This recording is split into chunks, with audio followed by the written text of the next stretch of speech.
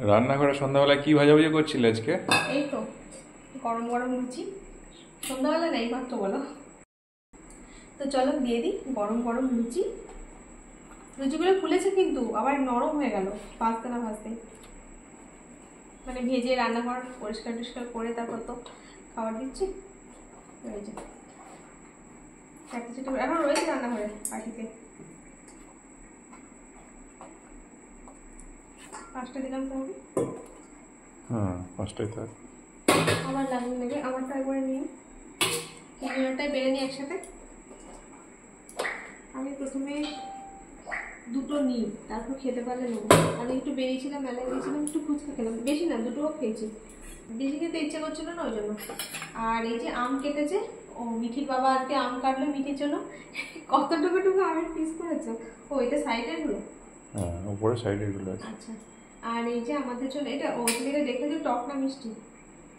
আচ্ছা। আর এই যে কেটেছে আমার শশা, আজ ওই কাটলো আমার এগুলো শশাগুলো, আমি এগুলো খাওয়ার রেডি করছিলাম তো এগুলো তুমি করে নাও। আর দেখো লুচি খাওয়ার জন্য এখানে করেছি ঘুগনি।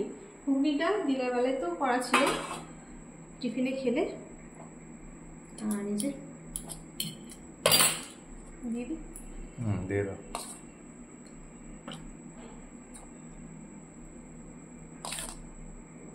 ভালো হয়েছে বলো ঘুগনিটা? মিঠি খাইনি দিনের বেলায় ঘুগনি।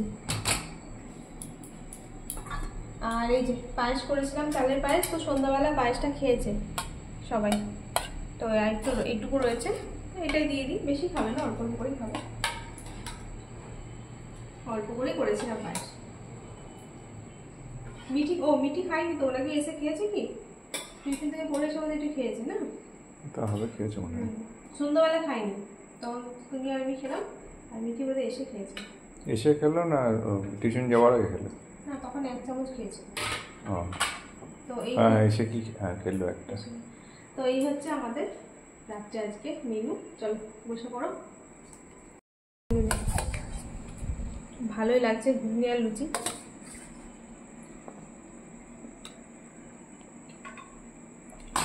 একটু জোয়ান দিয়েছি আটা মাখার সময় লুচির মধ্যে।